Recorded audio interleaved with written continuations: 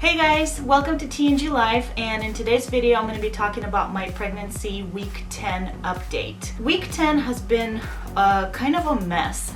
It's been a little rough, and if you're new here, please subscribe for more content to come. So again, like I said, week 10 has been pretty rough. I thought I was on the mend after week 7, 8, 9. I thought things were gonna get a little bit better. I was kind of feeling better at the end of my 9th week. So I thought that week 10 was gonna be better, but no, it was worse. It was horrible. So week 10, it says the baby is as big as a prune or table tennis ball. So let me show you real quick in my app. So week 10 on one of my apps says that the baby was as big as a butterfly, which is about 1.22 inches from crown to rump. So the embryo actually graduated to being a fetus, which is very exciting. You know, it's no longer an embryo, it actually became a fetus, which is kind of cool. The week hit me hard as a rock, starting like week 10 weeks, 0 days. As soon as I hit week 10, it's like everything just kind of went downhill. I was super tired, exhausted, like even more so than the other weeks. No energy, feeling weak.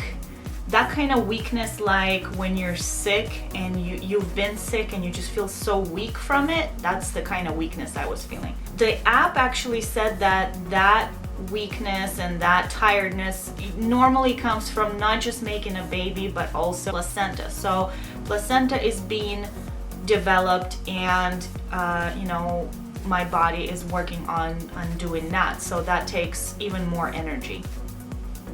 I also had some heartburn, nothing terrible, just a few days here and there, I guess depending on what I ate, so that wasn't too bad. Then I had headaches, also not terrible, but you know, some headaches. I also felt dizzy again. In the beginning of my pregnancy, I felt dizzy when I'm like walking or standing.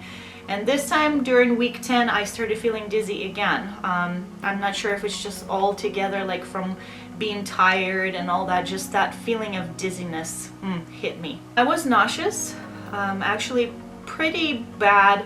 Some days I would be nauseous from like morning, get like a little bit of break, and then be nauseous in the evenings. A lot of times I would get nauseous in the evenings, like right before bed. Sometimes I would get nauseous like in the middle of the night, like if I wake up at 2, 3 o'clock in the morning, I would be feeling a little nauseous. So good thing is that I have not thrown up again, knock on wood.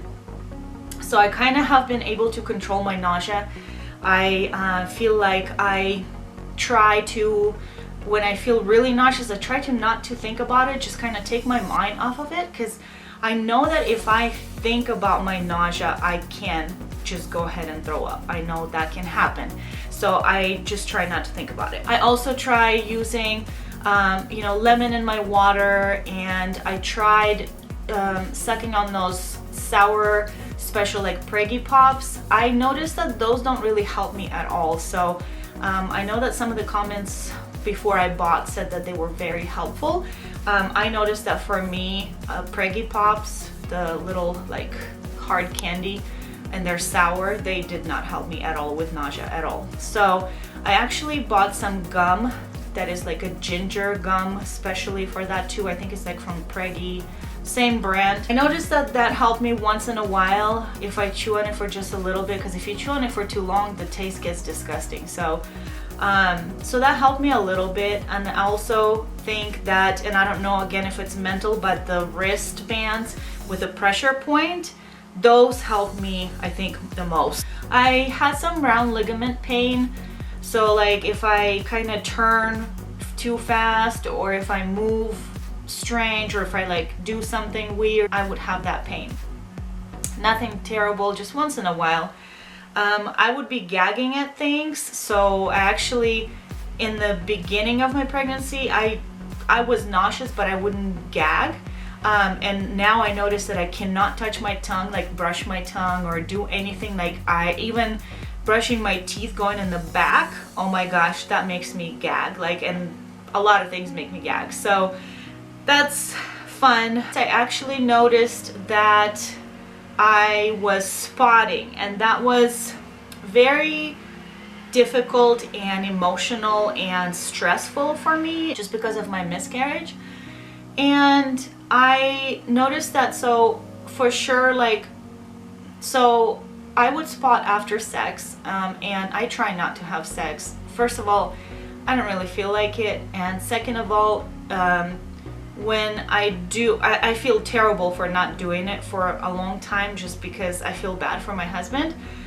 But when we do, once in a while, like not every single time we do it, but I would have some spotting, nothing major, just some spotting.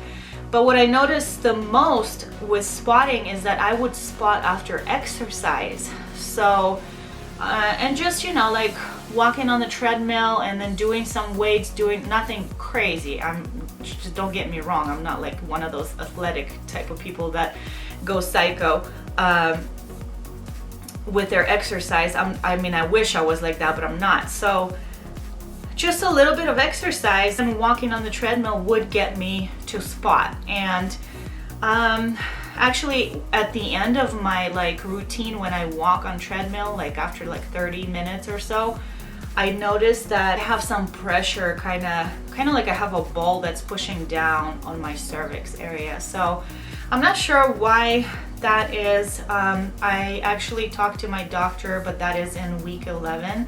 So when I had my next prenatal appointment, which I will talk to you guys in my next video. But yeah, so spotting has not been fun. It just kind of makes me very nervous when I see it.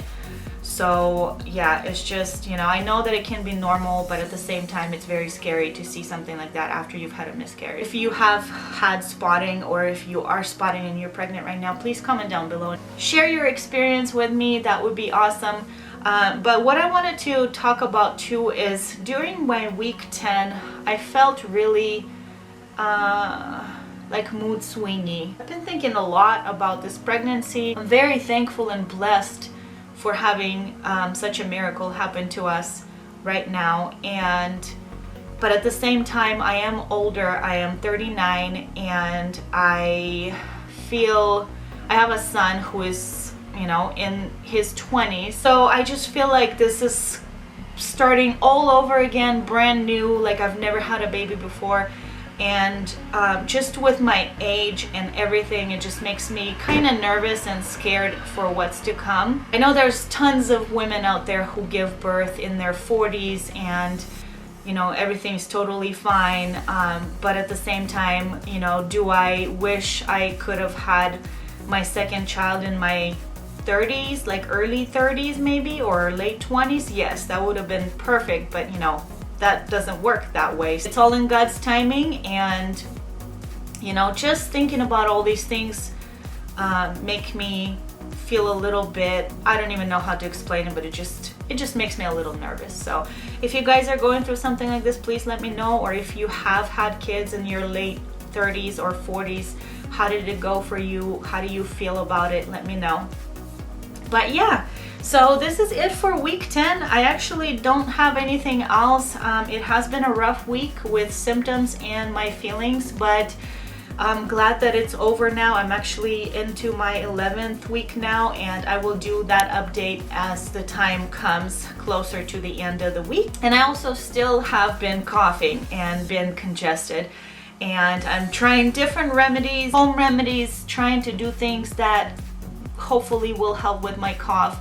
It seems like it gets better, but then when I start talking, it gets worse. So anyways, hopefully that cough will go away, because it's been really annoying and draining too. So, but anyways, thanks so much for watching, you guys. We will see you in week 11, which is going to be really exciting because I'm going to have my prenatal appointment. We're going to see baby again. I will talk to you then. Thanks for watching. Bye.